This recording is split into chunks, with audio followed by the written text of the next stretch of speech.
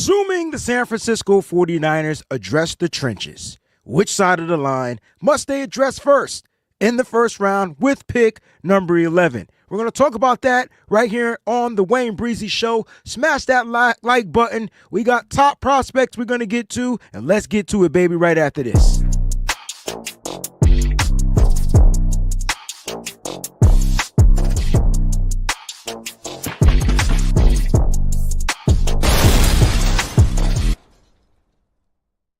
What's going on, 49er faithful? It's your boy, the Wayne Breezie, and welcome to the Wayne Breezie Show. And listen, I told you it's the off season. We'll try to give you the Wayne Breezie Show at least minimum once a week live, where we kick it, sit back, talk 49ers football, NFL, whatever it is you guys got on your mind.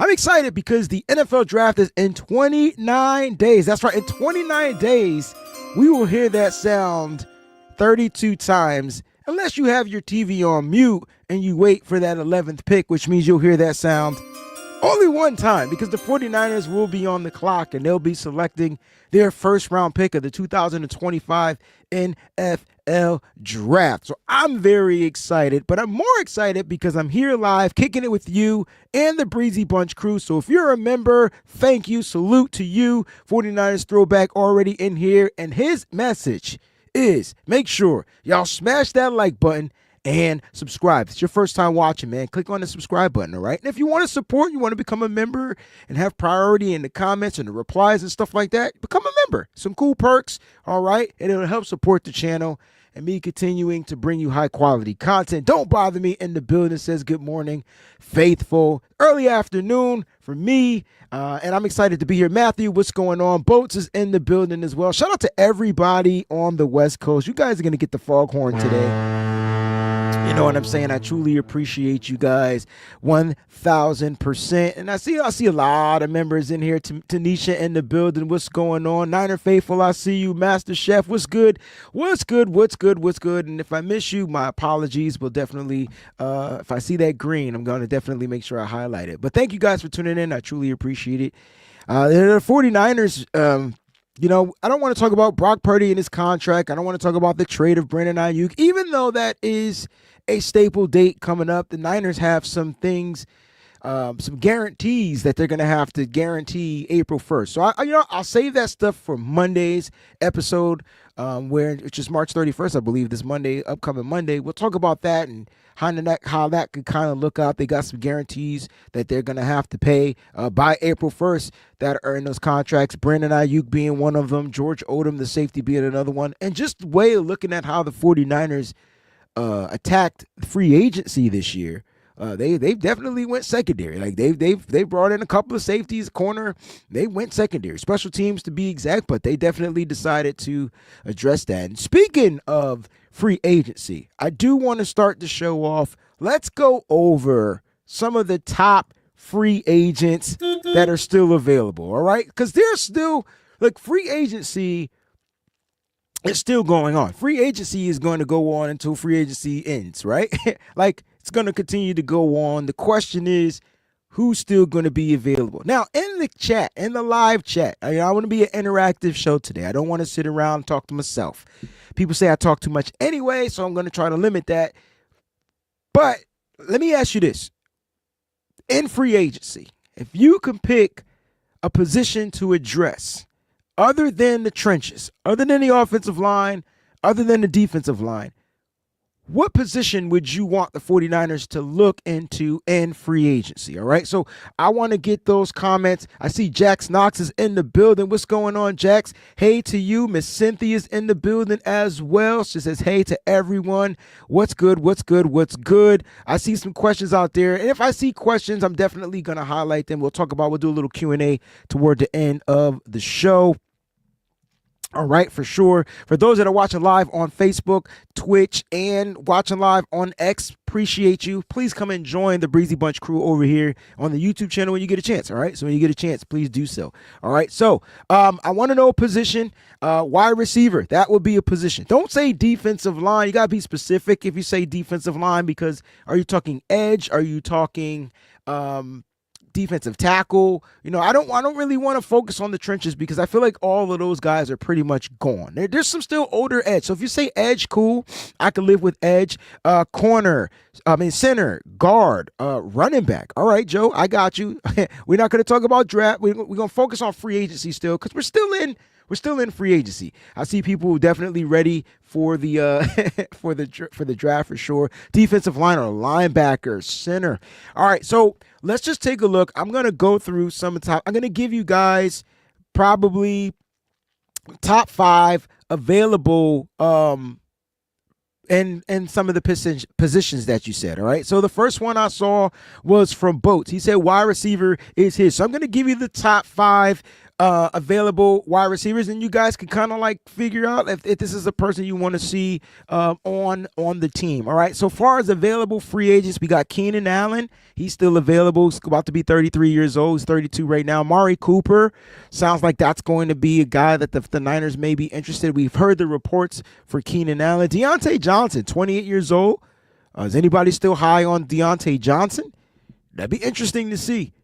Did Tyler Lockett get signed? Because he's still on Spot Racks, but I felt like he went to a team. I know he's not with the Seahawks anymore. Did Tyler Lockett get signed to a team? I don't remember reporting that on my TWBEN account, but let me know. Tyler Lockett, it says he's available. And then after that, man, you kind of shooting craps, right? So the top 5: Keenan Allen, Amari Cooper, Deontay Johnson, Tyler Lockett, and Robert Woods. I believe Robert Woods was targeted as well in a report that the Niners might be interested in. And so these are all veteran wide receivers. And when I say veteran, I mean like 28 and up. There's not a wide receiver that's going to be young. And these are the type of contracts that the Niners are probably looking to sign. They're looking to get the veterans in here, 1-year deal. If they do 2-year, and they did go with Demarcus Robinson, older wide receiver, will they be looking to add a second one? That's something to kind of like pay attention to. All right, so let's talk about this. I see some things in the chat. Shout out to Niner Gang Podcast in the building. Papa J in the building as well. Joe says, I love Amari Cooper. I feel like that's the guy. Like, I feel like that's going to be a guy that they're going to go after. Did Johnson quit on the team? I believe he did because they weren't playing him and he wanted to play, and so he quit. But I guess we don't want that energy in here because that's kind of like what happened to with I don't even want to say his name, but yeah. From Carl over on Facebook says Cooper would be solid. Boats, that's what I was looking for your answer. Cooper would be a good senior wide receiver to play and coach up the younger guys. I actually think Cooper would be the best. I really like Keenan Allen though, because I feel like Keenan Allen has a lot to offer still, even at the age of 32.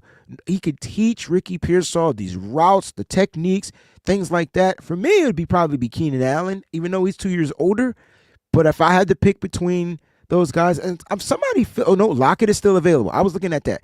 Lockett could be an interesting pick. And if they go after Lockett, it would be cool because he gets to stay in the NFC West and he gets to give it to all he gets 2 chances to give it back to Seattle. So 2 chances. So those are the top 5 wide receivers that free agent wide receivers that are still available. All right. I saw defensive edge. I think I saw edge or defensive end. So let's go look at the ends and the edges.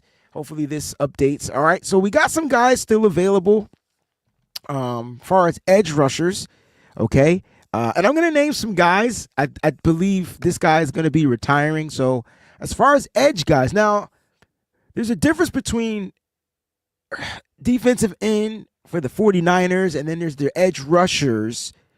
And so when you think about a defensive end, you're thinking about a guy that has to be able to set the edge in the run game. So you're looking for the bigger body guys, like those guys that are like 260 pounds plus, under 280 before they kind of like are that tweener, right? And a 4-3 defense, that's kind of like what you're looking at, opposed to an outside linebacker that's like maybe 240, 250, a little under 260 that are looking to rush the passer. There's a difference.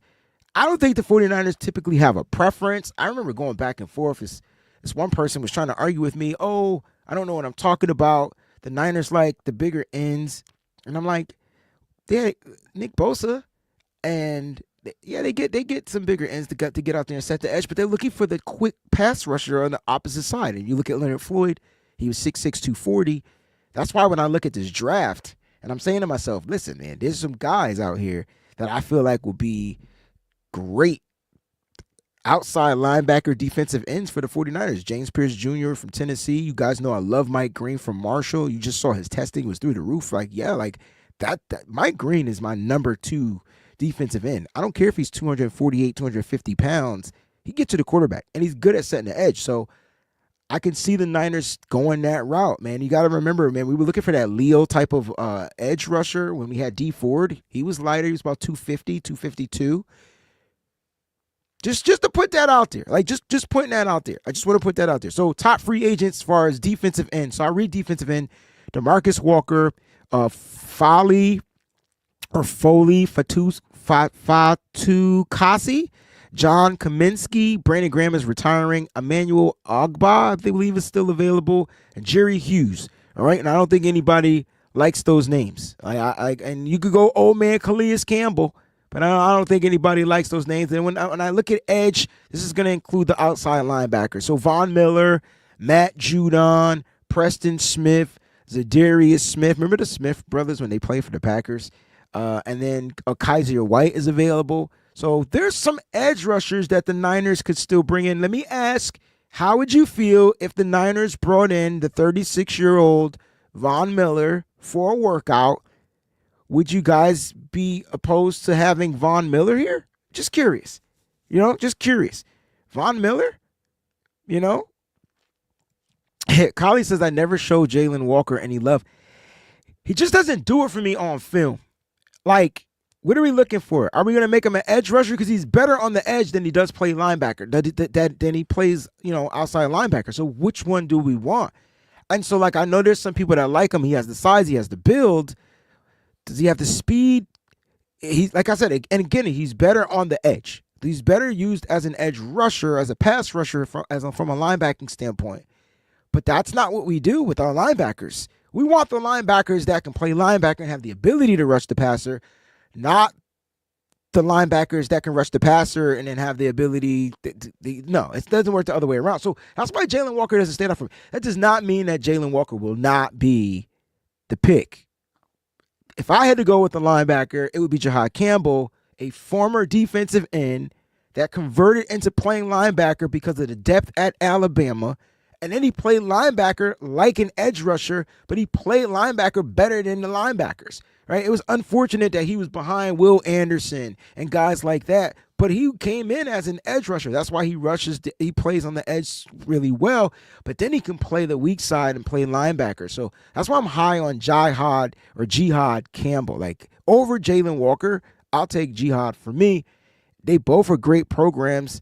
Out there in college with SEC. I think they're both great programs, but at the end of the day, for me, like, it would be Jihad Campbell over Jalen Walker. It's not that I don't show him any love. I just, I just feel that's what it is. All right, so you want to know what Von Miller's stats were last season? I told you this is going to be one of those shows where you guys get to run it in the chat. I'm just going to present to you some ideas, and we're going to have some fun before we get into some of the draft talk. My apologies. I hit a button. I don't know what button I hit, and I hate when I do that.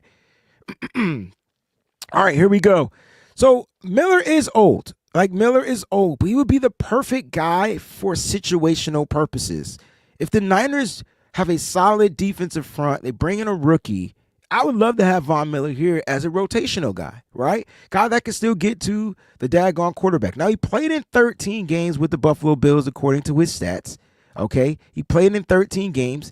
All right. Let's see. What did he do in those 13 games? He had 17 tackles. He had 7 tackles for a loss. I'm trying to look for his sacks. He finished with 6 sacks. He gave you 6 sacks. I mean, that would have been third on our team, if I'm not mistaken. It was Bosa, it was Leonard Floyd, and I think, was it Malik Collins? Anyway, 6 sacks. I'll take 6 sacks from an old guy. You know what I mean? I would. That's just me personally, though.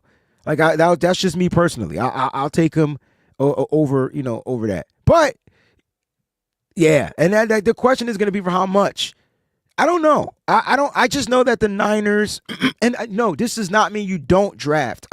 What I'm trying to get you guys to understand is that the Niners aren't done in free agency.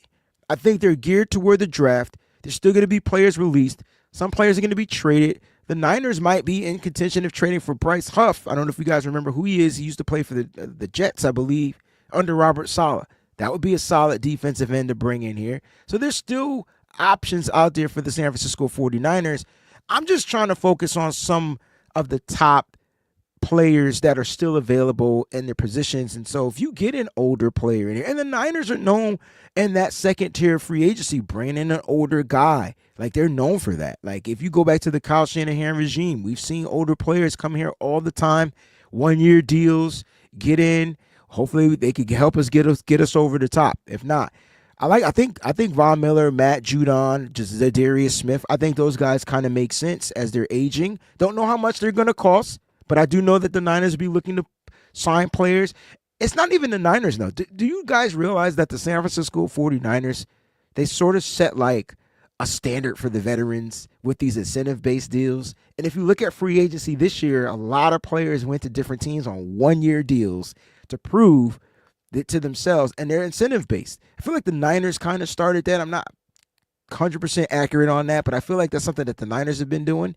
And now you're seeing the NFL kind of catch up on it. And you see players really betting on themselves. You know what? I'll take a 1-year deal here for opportunity to win and prove to you that I'm going to earn myself a contract. Now, Von Miller is aging. If he still has the ability and the gift to want to play football and he wants to win, go for a championship, I would love for Von Miller to come to San Francisco and stick it to the Rams, stick it to the Seahawks, and stick it to the Cardinals. That's what I would love. Not saying it's going to happen. It's just something I would love. Matt Judon, another aging guy, he's 33 years old. This does not mean that they don't address in the draft. All right, so we did what positions did we do? We did wide receiver. We did defensive end. Let's do one more position from a free agency standpoint that the Niners can address. All right. I think, was cornerback one of those positions? Did I see cornerback out there? I think people said corner. I feel like the Niners got the corners that they want. I know I saw center, but there's no more centers that I think the 49ers will go after that'll come in here. And, you can go David Andrews. Listen, here's a question. How would you feel if the 49ers brought back Daniel Brunskill? All right, in the chat, let's go. How would you feel if the 49ers brought back Daniel Brunskill? Let me know in the comment section. If you're a member, you'll have the first priority. If not, and I see what I see, I will post it up.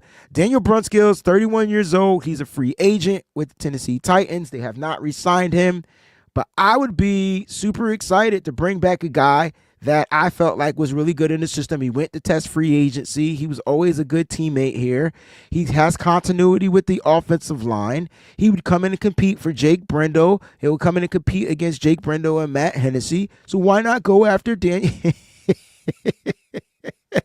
Why not go after Daniel Brunskill, right? Why not?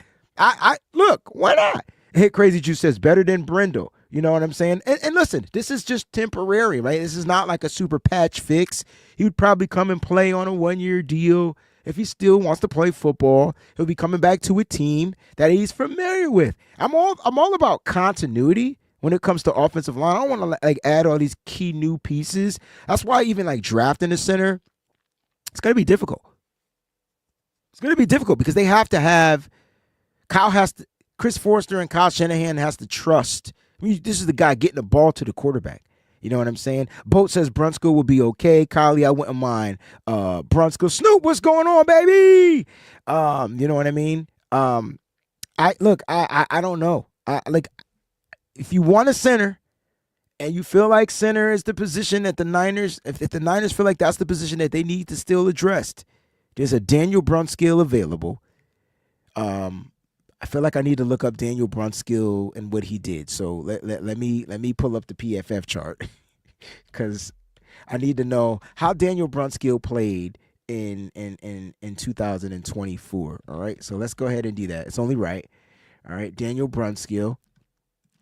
But the key thing to Daniel Brunskill is that you're getting back a guy that has continuity with the 49ers. And I think that's important, right? He knows the system. He's played in the system. He knows the system. So you won't be losing out on anything there. All right. You won't be losing out on anything there. Now he finished with a 55.3 overall grade. Pass blocking 55.6. Run blocking 54. I don't know if he was better. I don't think he was better than Jake Brendel. Like I don't think he was better. You know what I mean? Isn't this crazy? He might not have been better. That's crazy. He was 31st in penalties. Well, I tell you what, this is what he didn't do. He didn't give up any sacks last year. All right, he didn't give up any sacks last year. So that's good. And he played the majority of his snaps at the center position, but you know Daniel Brunskill is an offensive lineman. He can play all over the line. Let's look up his premium stats just so I can have what he did. His best game was against the Detroit Lions. His best game was week 8 on the road against the Detroit Lions. He finished with an 88 grade in that particular game. That was his best game. Oh, man. I didn't even know he went to San Diego State. Interesting, because that's where, Josh Simmons started his career off. The NFL draft prospect Josh Simmons, the left tackle that's dealing with the torn patella in the knee. But he transferred to Ohio State. And which Ohio State has their pro day going on, I believe, right now. So make sure you guys check that out, man. It's going to be stuff coming out about all of those Ohio State, the champions, man. They're the champions, man. You know what I'm saying? But like just going back to last year, he gave up a total of, he played in 684 snaps. So I want to make this known. And I'm going to pull up Jake Brendel's stuff too. You know what? Let's share the screen. I don't know if I'm allowed to share PFF stuff, but you know what? Bump it. You know what I'm saying? I'm not sponsored by them, so I don't really give a shit. All right, here we go. So let's just take a look at, and we'll go through this. All right, so you can see, it's a little blurry. I'll blow it up a little bit, but you can see he played in 684 snaps. All right, just highlighting over there. 0 sacks, 4 hits. 7 hurries, he total of 11 pressures. He only had 3 penalties on the year. I mean, that right there helps, man. You might not be better, but that right there, like not getting penalties, man, sign me the freak up, right? I would not oppose this. I don't know why the 49ers aren't thinking about bringing him back. Now, let's go look at Jake Brendel, because, the grades are relatively, he has a higher grade, 65. Jake Brendel finished with a higher grade. He gave up 26 pressures. How the f does he have a higher grade? He did play in almost 400 more snaps, though. I'll give that to him. But damn, that's a lot. 26 pressures, 22 of them are hurries, 3 hits, 1 sack. Whew. What's his penalty? 10 penalties. Yo, he was the killer. He was the killer on the offense. I'm sorry. Grade or no grade, I'm going to go and say that Daniel Brunskill would be a better option at the center position than Jake Brendel based off of penalties alone. Penalties alone. It was 10-3. You do the math. 10-3. They're just putting it out there. I'm not saying that's going to happen. I'm just putting it into the atmosphere that the 49ers, if they wanted to address the center position, there's an option out there. His name is Daniel Brunskill. He has familiarity with Chris Forrester and the 49ers offensive line. That's just something that I'm willing to do. So those are some of the top free agents that are still available.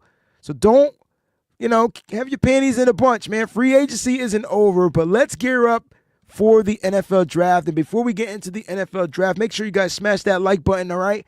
It's super important. If you're new to the channel, click on subscribe. And if you want, man, go ahead and support the channel by becoming a member of the Breezy Bunch crew. And shout out to everybody that's listening to this on Spotify Podcasts and Apple Podcasts. And you guys give it ratings. You partake in the poll questions and all that good stuff. Speaking of poll question, I got a poll question going on. And right now, we are at, the question is, how should the 49ers utilize the 11th pick of the NFL draft? And I should have threw in the option of trading down, but I didn't. My bad. All right. But I really think they pick at 11. That's just my theory. All right. Offensive line, defensive line. All right. So those are the trenches. Go BPA, best player available, or it doesn't matter. There are no votes for it doesn't matter. So shout out to making that 11th pick and saying that it matters. I think that's important because it matters. The 11th pick matters. The 11th pick matters. All right. So let's talk about the top 30 visits. The 49ers get 30 visits that they can designate or delegate out to prospects. And right now we have our first, and his name is Harold Fannin Jr. All right. So Harold Fannin Jr. Is going to have a top 30 visit, and I'll explain to you guys what that means for those that are kind of like new to football and don't really understand what these top 30 visits means. But I do want to put this out. Bowling Green, tight end, Harold Fannin Jr., top 30 visit with the 49ers per Tony Pauline and my girl Steph Sanchez. Make sure you guys are following Steph 49K. All right. Follow Tony Pauline too if you feel like it. All right. Super, super dope. Now, let's talk a little bit about this kid because on my big board, I have a big board, and you can check my big board out on my Patreon. It's there for Patreon members. All right. If you're a member of Patreon, even at the $1 tier, you get all my data sheets, right? So if you sign up for $1, you get all the data sheets and stuff like that. But on my big board, he's number 48. All right, so he's 48 on my big board. He's one of my 48th best player, I think, coming out in the draft. And I got to talk a little bit about Harold Fannin Jr. and far as his from standpoint. And I got to actually witness him partake in football at the Reese Senior Bowl. So I got to see him at the Senior Bowl. He was the talk of the town. His production in college is through the roof. All right, it's literally through the roof, like literally through the roof. If the 49ers, back to the top 30 visit, this is going to be a visit where he comes in, sits down, meets with the people that he needs to meet with, and it's going to work out. He's going to work out. It's going to work out for the 49ers. Like a nice little private workout. They're going to watch him run routes, catch, block, do whatever drills, things like that, and interview. Think all of that's super process. You get a top 30 visit. That means they want to take an extra look at you in living color, right? Like in person. And not everybody's going to get that top 30 visit. And not everybody that the 49ers give top 30 visits to, they draft.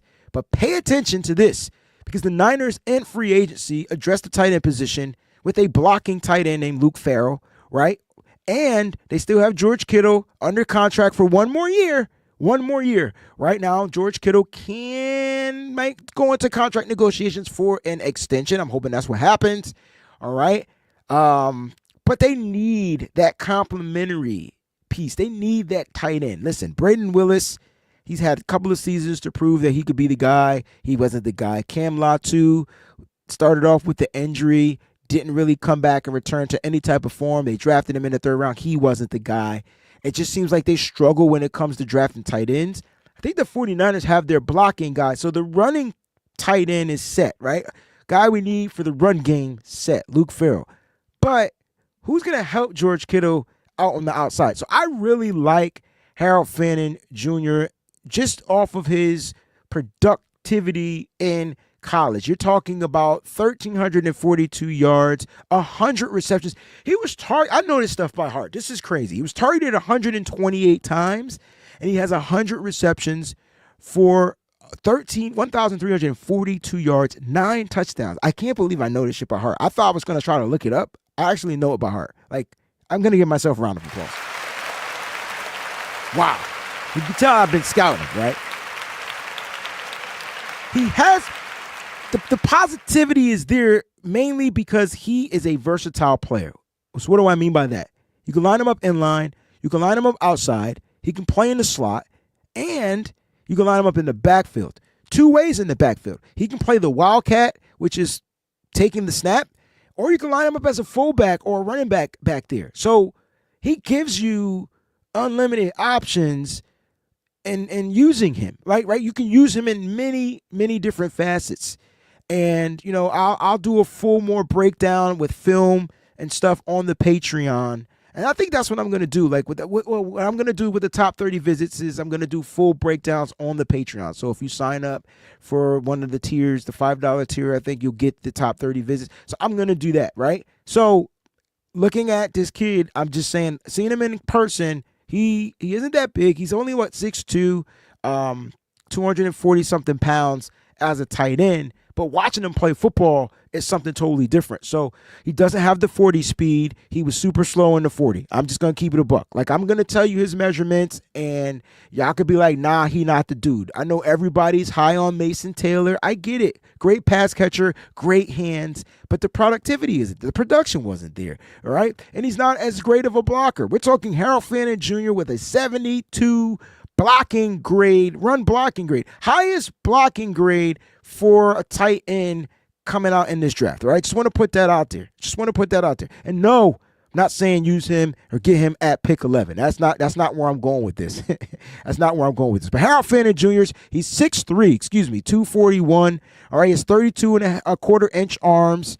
Okay, he didn't test well as far as athleticism. I don't get the athleticism from him, but I get the fact that he can be used all over the football field and produce. So do you need the athleticism from the tight end? He ran a 4.7, so it's slow, 1.57 split.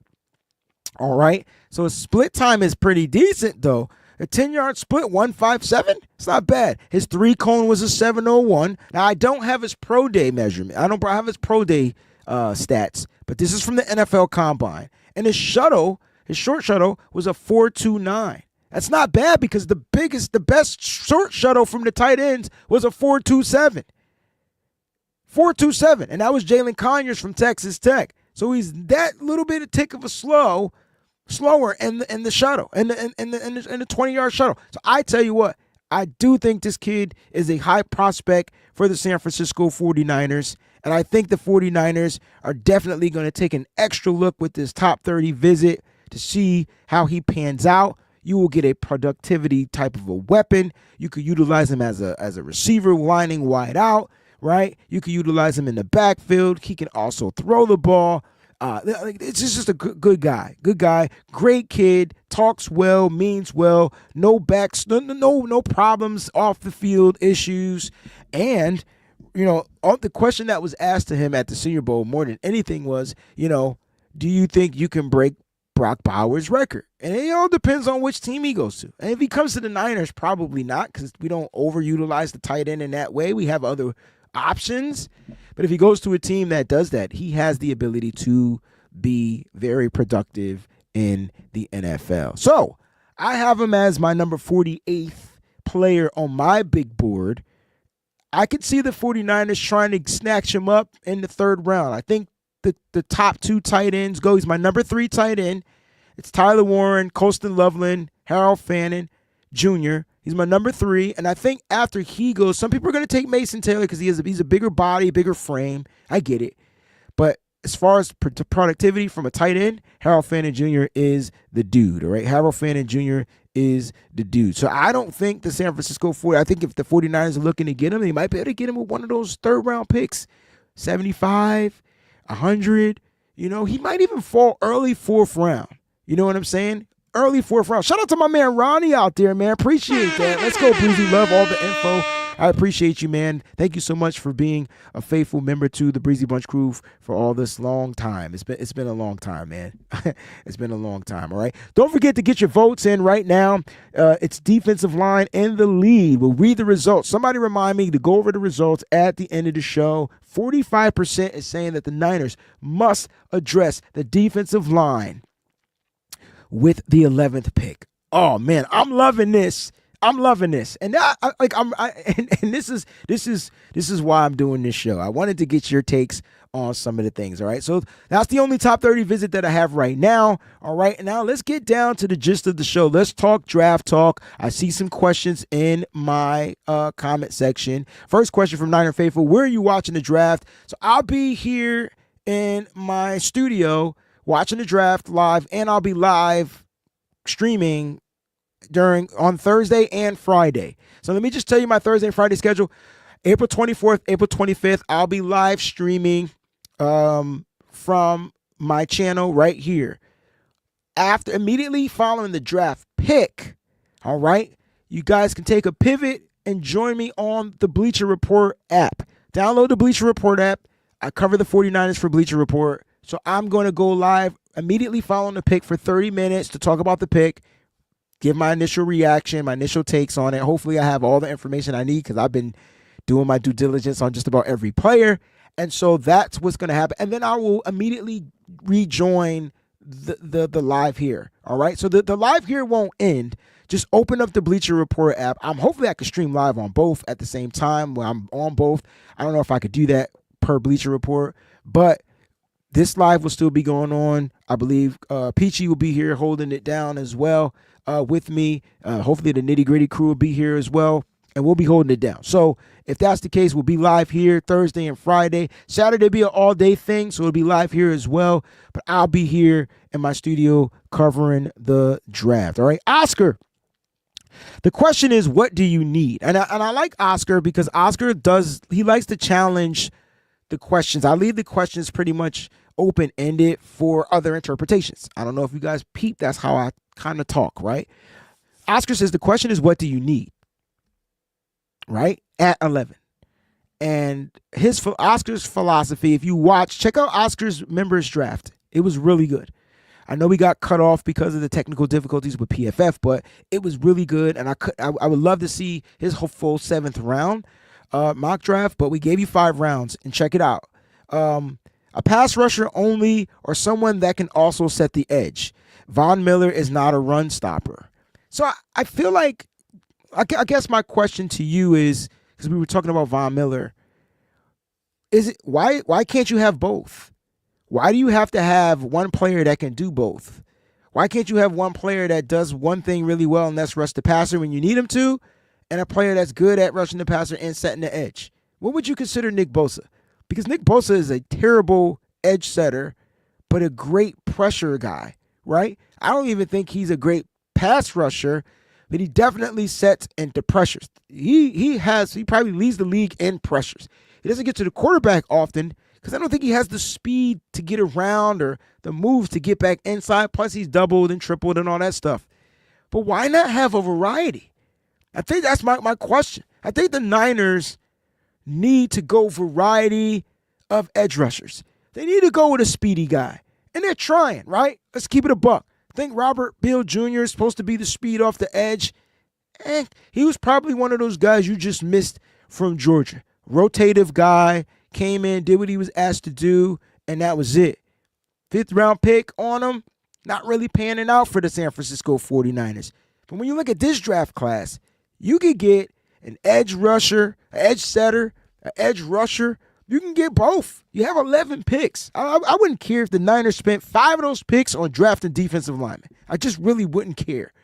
5 picks to the defensive line. That way, you're taking your shot and you're looking to improve the defensive line. So, Oscar, I think you can go pass rusher. If you bring in a guy like Von Miller just to rush the passer, good. I mean, it ain't going to cost you much, but don't we want to get the quarterback down on the ground? Isn't that the key?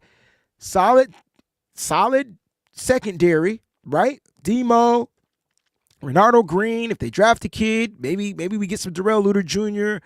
They brought in some free agents, Pinnock and those guys. I don't know, right?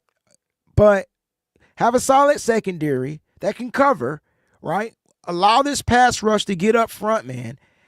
I'm all for pressures, but at this point, why are we the only team struggling to get sacks? I think for me, it's like, yo, we need the results. Pressures, cool, no doubt. Disrupt, but it seems like when the Niners are the pressure team, maybe this is just me and my eyes and the way I'm observing it. But when the Niners address and get the pressures, the quarterbacks are getting rid of the ball so damn fast that the pressure doesn't even matter.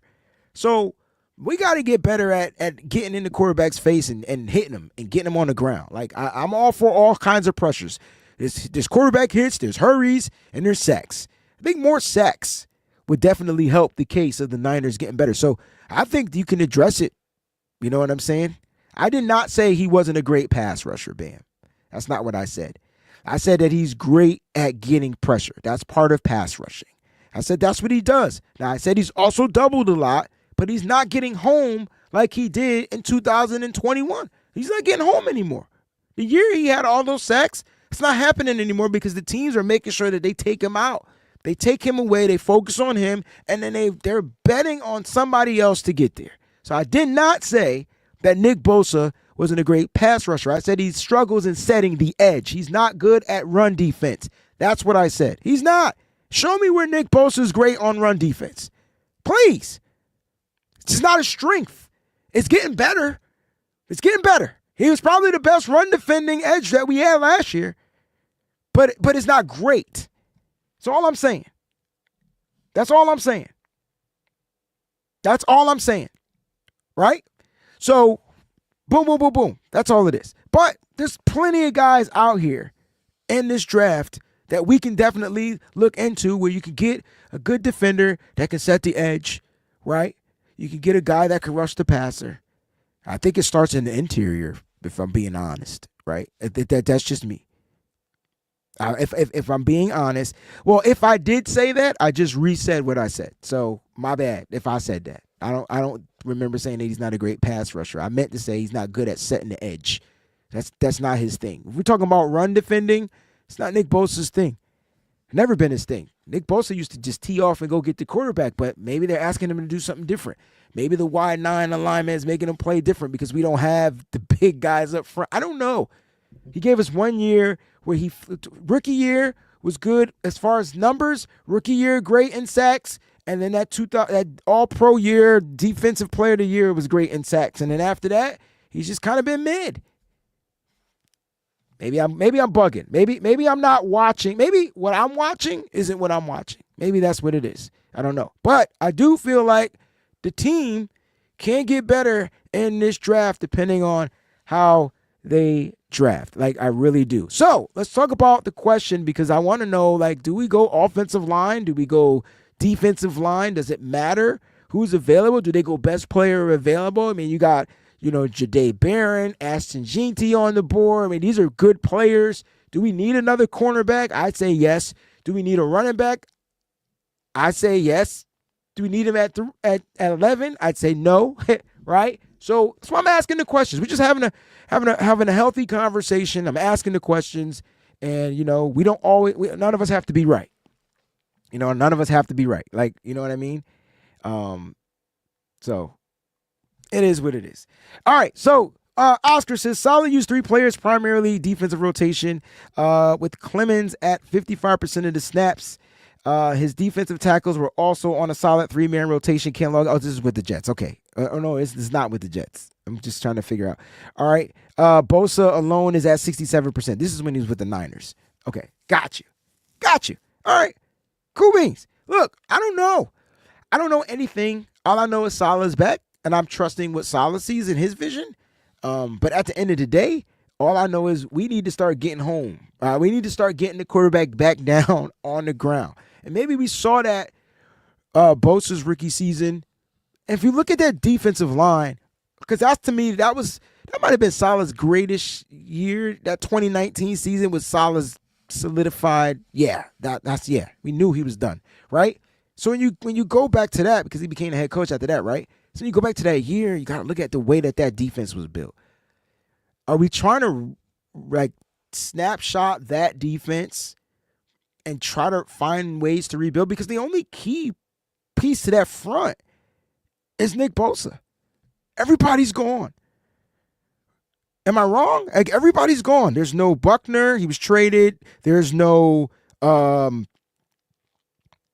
Armstead. He was released. D4 didn't work out. Even the rotative pieces are gone. I think we brought Kevin Givens back. So we got Kevin Givens and Nick Bosa from that Salah's line. You got Fred Warner in the middle. The rest of his linebackers, gone. In the secondary, Demo, and everybody else is going to be new under Salah. It's going to be interesting. It's going to be interesting, in my opinion. So, at the end of the day, if and again, for those in the chat, Bam, I'm talking to you now. If I said that, I said my apologies. That's not what I meant. And then I resaid what I said. You got to move on, brother. Like, if I said that, then I'm wrong. You right. But I moved on from it. I meant to say he's great pass rusher, but he's not getting the sacks. Let me explain that. I said he's great at getting pressure. Talk about Nick Bosa. That's what he does. His pressure rate is ridiculous. That number means something. Pressure rate. Matter of fact, as I'm scouting these prospects, I'm looking at that pressure rate. But then I want to see the number of sacks that they get as well. Is that high? Does that coincide with the pressure rate? Because that means guys, Nick's getting double, Nick's getting triple. But let's not act like the guy is been consistent in his play as far as his production ever since he got the contract. Because he hasn't. Come on, man. Let's keep it a buck. And he's not good at setting the edge. He's just not. He's not a good run defender. And it's okay. It's okay. It's all good. But like I said, if I said that and you said I said that, even, then cool. I said it. And I'm wrong for saying that because he's a great pass rusher. He's one of the top pass rushers in the NFL. But pass rushing consists of sacks. It's pressures. Total it all up. Sacks, hurries, quarterback hits. That's what he does. The sacks are lacking, in my opinion. That's just my opinion. Because when you look at these sack leaders, it's Trey Hendrickson, it's Max Crosby, you don't hear Nick Bosa's name brought up. But if you talk about pressures, it's Nick Bosa and then those other guys. I'm just saying. That's what it is. All right? So, it's all love, baby. Love you, man.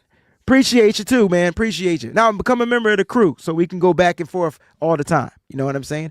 All right, so look, with this draft, though, it's super important. And we got a super chat contribution, so shout out to Cynthia, Miss Cynthia. To me, we're going to give her the money sound. Cha-ching. This is a great show. I hope. Okay. I see. Okay. Okay. I see where you go. Okay. The 49ers draft Jihad Campbell. Got to add an extra A in his name, but it's all good. I don't want him to watch this show and be like, you couldn't even spell my name right. Yeah, we got you, bro. We got you. Yeah. Damn. Like, I'm trying to figure out, because when I do my mock drafts, I always get told that I don't know what I'm doing. I don't know what I'm talking about. I'll draft him. Why are you drafting a linebacker? Because don't we need a linebacker? Isn't that the biggest loss on this defense? I look at the defense and I say to myself, well, what's the biggest loss that we've suffered? It's not Leonard Floyd. He's replaceable. It's not Talanoa Hufanga. You've already addressed that the past two drafts. Defensively, the biggest loss is Dre Greenlaw. I'm looking for that impact year one. So when you draft a guy like Jihad Campbell or Jihad Campbell, I'm not sure the pronunciation of his name, at least I know I'm getting a weak side linebacker that can get to the passer and that can play pass coverage.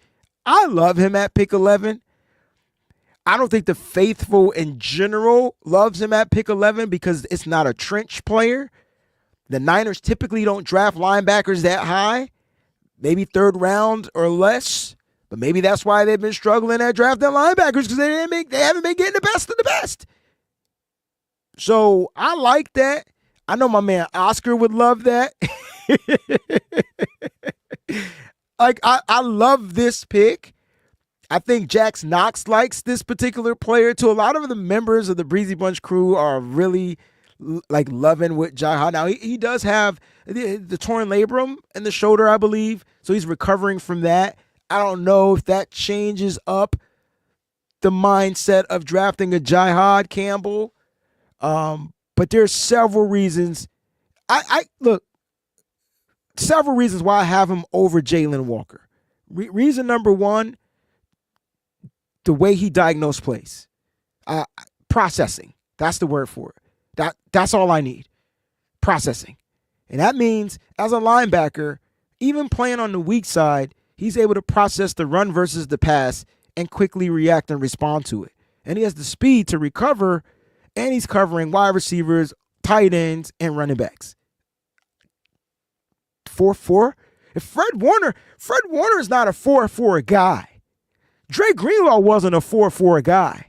Now you get a 4-4 guy covering these guys? Shit. I can talk about I could talk about this kid all day. He's just not the trench player. So when I mention him, people don't really want to know about him because he's not a trench player. There are two players I feel like the Niners can throw a curveball and draft. It maybe even three. Jahad Campbell, Tyler Warren, the tight end from Penn State, and Jahdae Barron, the corner from Texas. I guarantee you this fan base will lose their shit if it's one of those three guys because they're not in the trenches. So I tried to kind of cater this show to the trench players. So because I want people to understand, like, yeah, the Niners need to address the trenches for sure. But here's my thing, right? When I'm thinking about defensive tackle, it's only one, and then it's scheme fit. It's fit. It's one. It's Mason Graham, and then you crap shooting. It's Mason Graham, and then it's a crapshoot. That's what it is. There's nobody in this draft at the level of defensive tackleism than Mason Graham. And I'm not saying that because he's a Michigan fan. I think y'all watch way too much stuff other than me.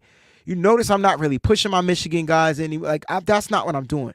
But just overall, he's the best defensive tackle in this draft. And then there's a drop. And it's not a big drop because I love Walter Nolan. But he's going to be a fit. You got to fit him in there. He's going to be able to rush the passer, and that's what you're going to get. You're going to get a defensive tackle that can rush the passer. But is he worthy for pick 11? Is he? Then you got Mike Green, who I love. Look, Mike Green is, where do I have him on my big board? A lot of people don't have him high. Mike Green is number 12 on my big board. He's like 20 something on Daniel Jeremiah's big board. I think he's 20. And I'm trying to figure out how and why.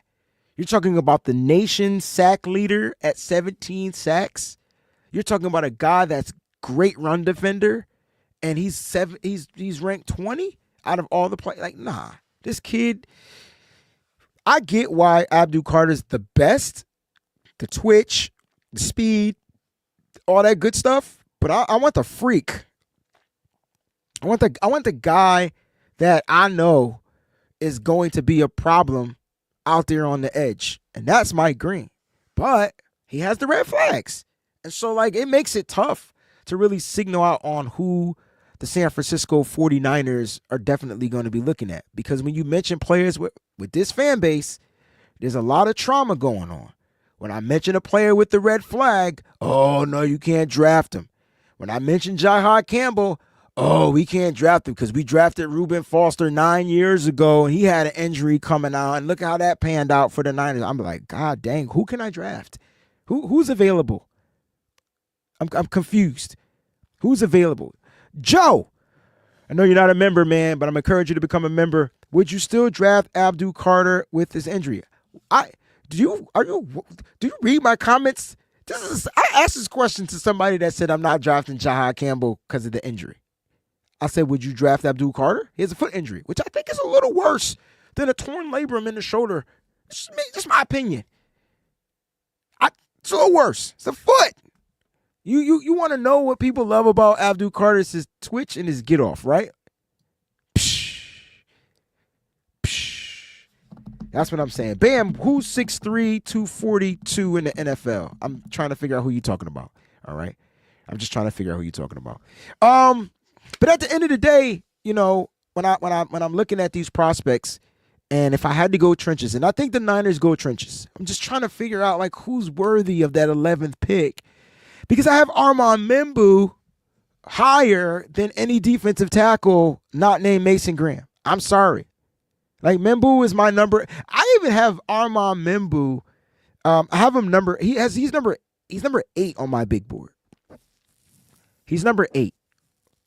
He's a top 10 player. He's number 8. He's a right tackle. He could probably be kicked in to play guard if you didn't need him at tackle.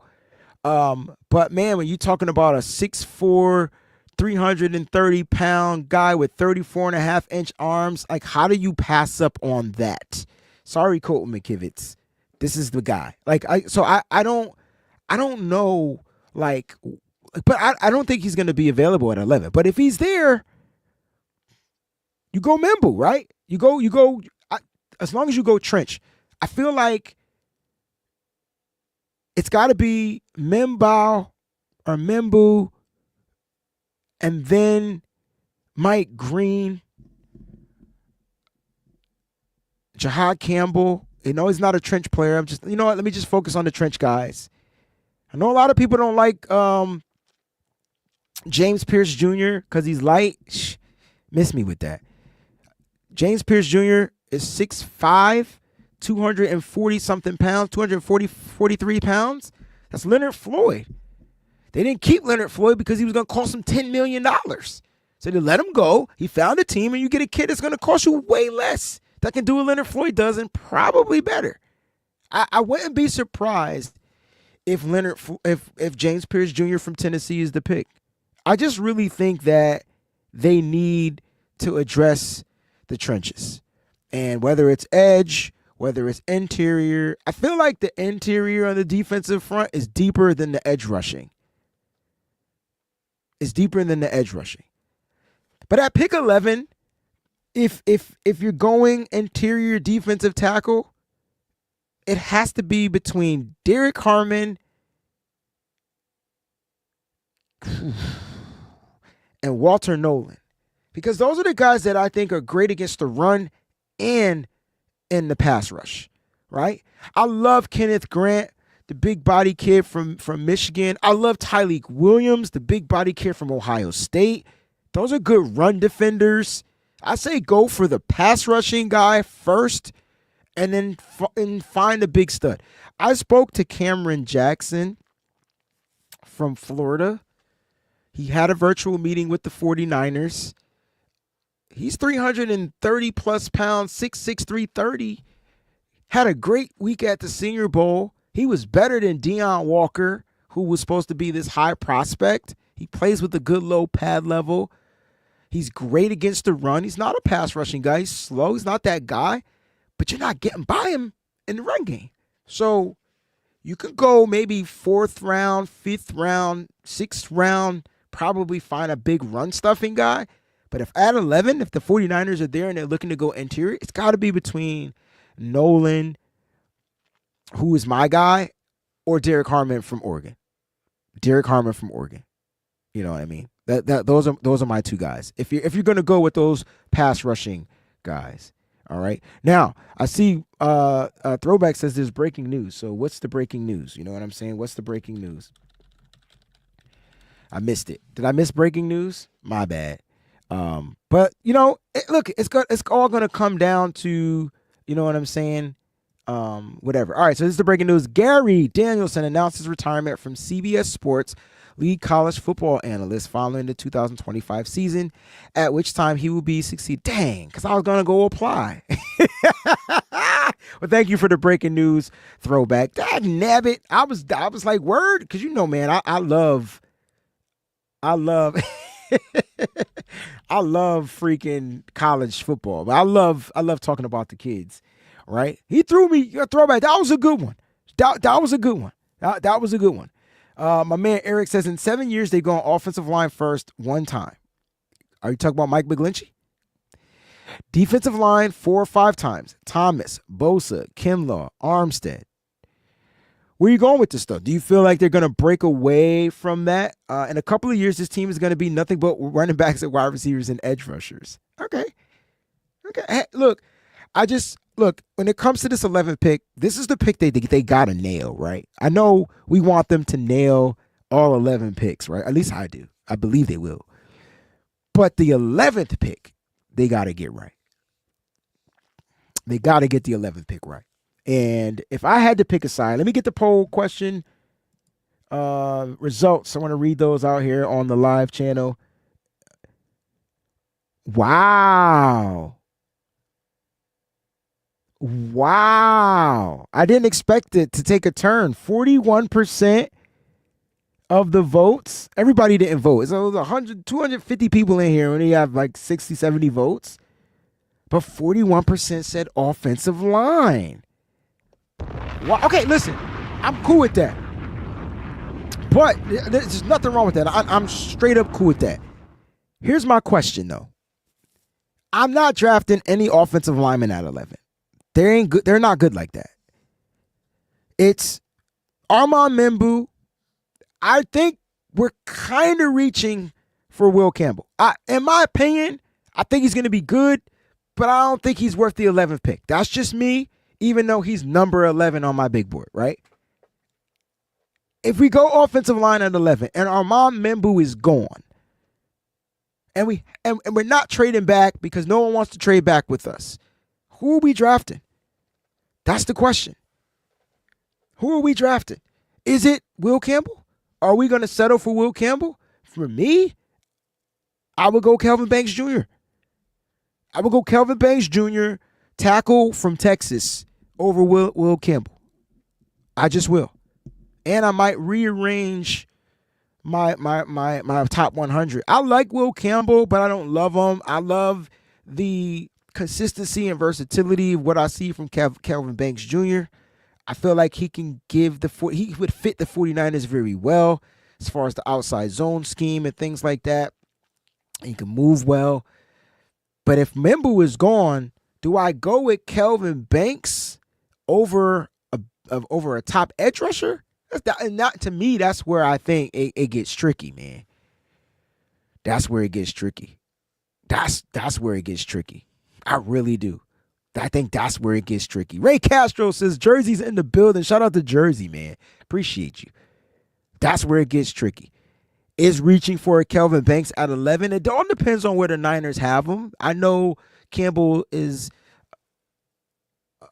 rated as a higher prospect, but I think Kelvin Banks would fit the Niners. So if Membu is gone, for those that want the offensive line, I'm encouraging you to go out and watch some stuff on Kelvin Banks Jr. and Will Campbell and compare and contrast. Because I think a team like the Jets is going to draft Membu. It's unfortunate. I just think that's what they're going to go. They're going to look to protect Justin Fields. And then he'll be off the board. And then we'll have our options. For those that really understand what the Niners need as far as position. And here's why I chose Kelvin Banks over Campbell. Because the hole on the offensive line, to me, is the left guard position. Because right now we don't have a starting left guard. We have guys penciled in. So the competition there would be dope. Just like last year, we didn't have really a starting right guard because of the injury to oh my gosh, what's his name? He retired. The injury to the offensive lineman, John Feliciano. And we were able to, it was going to be between him and Dominic Pooney, and Pooney ended up, fulfilling that spot. But when I look at the offensive line, there's only one position I feel like needs to be upgraded, maybe 1.5, maybe the tackle position. But Colt McKivitz, I feel like could hold it down for one more year. But the center position can be upgraded, but the hole is on the left guard spot because we don't know if that's going to be taken up by Ben Barch. He's coming off of an injury. We don't know if Spencer Burford is going to take a transcending step up to be the left guard. He played well. All right, shout out to Spencer Burford. But if you get Kelvin Banks in here, you can, day one, Trent Williams is here. Day one, he can play left guard. That's the thing I like about Kelvin Banks Jr. That's why I have him over. And you replace one Banks with another Banks. I mean, you could make it make sense. You know what I'm saying? One Banks with another Banks. So for me, if Membu is gone, you got to go Kelvin Banks Jr. And for those that don't know, his measurables really stand out. His measurables stand out. And I'll read them to you before we get up off the show. Just looking at Kelvin Banks Jr., he's a tackle from Texas. He's 6'5". He's 315 pounds, 33.5-inch arms. I did see the update. Oh, I got a question for you. Hold on before we go. He had an 8.25 RAS score according to my charts. He ran a 5.16 in the 40, 179 10-yard split. His 7.81 shuttle, 3-cone, and a 4.66 shuttle. So the athleticism, it could be worked on, but I think he would be the perfect piece if you don't go Memba. If we're going offensive line.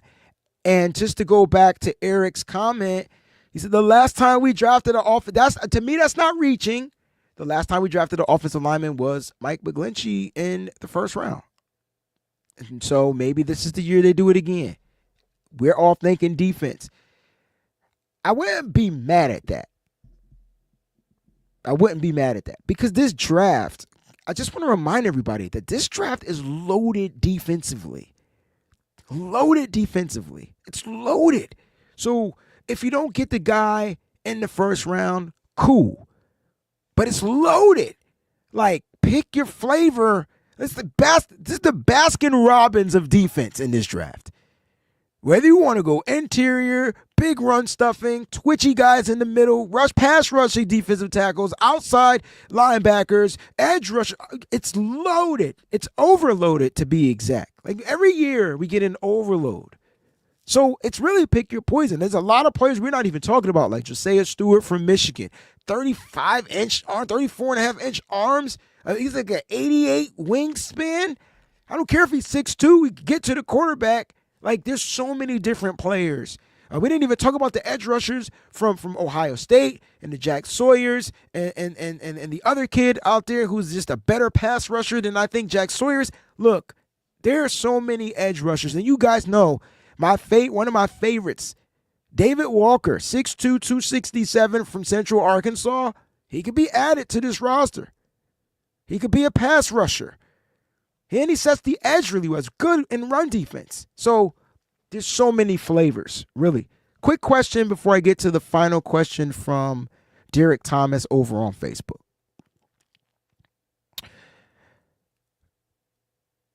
Is it possible that your arm length can grow?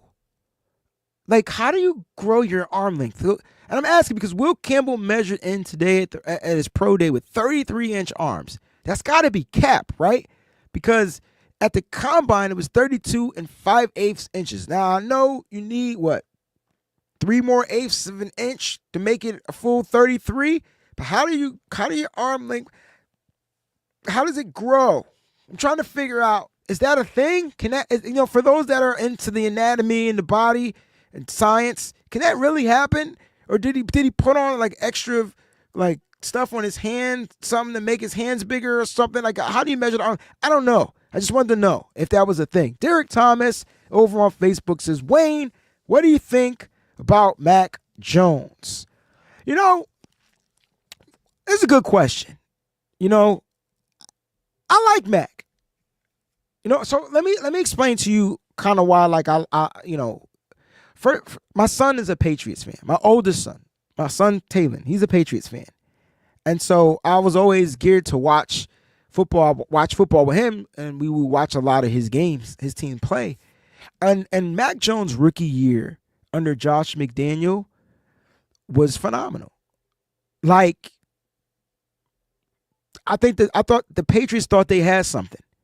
Now, it was a lot of play actions, a lot of boots, a lot of quick throws. It was kind of like a lot of the stuff that we've seen Kyle Shanahan utilize here with Jimmy Garoppolo and things like that. Even Brock Purdy in his early heydays with the Niners, a lot of boot actions to the right, to the left, little rollouts, quick throws, get the ball out of your hands super quick to avoid the pressure. All right, and the 49ers don't have the best of the offensive line, so I feel like if the Niners went back to that quick throw game, he would fit here. I like Mac Jones. I think under the right system, he's fine. I think Mac Jones, if anything was to happen to Brock Purdy, we could continue to win games with Mac Jones as long as he fits the system. I don't. It's when you have him going outside of what his strengths are. Now, that was rookie Mac Jones, and he's going with year 5. It's year 5. He's entering the NFL. I would like to say that I would trust the 49ers, Kyle Shanahan, even with the new quarterbacks coach and Mick Lombardi. I would trust that. You saw what we did with Sam Darnold. Sam Darnold was worse than Mac Jones. Let's just keep it a buck. Now look at him. Starting quarterback for the Seattle Seahawks. So I like Mac. I think Mac has a pretty good, strong arm. I think he's good on rollout plays, accurate on rollout plays. I think he can help keep and extend plays and keep plays alive. There's athleticism there. It's not super athletic, but there's athleticism there. And he'll be a hell of a good number 2 quarterback. The same way Sam Darnold was able to learn the moxie under Brock Purdy, I think Mac Jones would do the same thing. And if he's ever given the opportunity, I think he'll be able to go out there and perform. So I like the signing of Mac Jones. I thought it was smart. I don't know if you remember, I did a show on who would back up Brock Purdy right here on the YouTube channel. You could check that out. He was one of the options. Because this is a guy that Kyle Shanahan was probably high on during the draft process that year. So the processing might not be as quick as what Brock Purdy is, but Mac's got an opportunity to start for a couple of teams, right? So the Patriots and the Jaguars, and, now he'll come to a real team. I'll leave it at that. So we'll see what happens. But I actually like the Mac Jones signing. You know what I mean? I think he'll be able to come in here and be serviceable in the Niners. If anything was to happen to Brock Purdy, you could win games. You can win games. So that's what I like about Mac Jones. Guys, you've been an excellent audience. We went 10 minutes over my time. Love you guys. Thank you so much for tuning in to the live show. Shout out to everybody out there. Round of applause for you guys. Shout out to all the faithful. If you're not a faithful watching the show, thank you so much for watching as well. Don't forget to hit that like button, man. Subscribe to the channel if you're new. And till the next time, keep it faithful to the Bay. We out. Peace. What's up, faithful? Thanks for watching. Hit that like button. Don't forget to subscribe. And make sure you check out some of the other cool videos.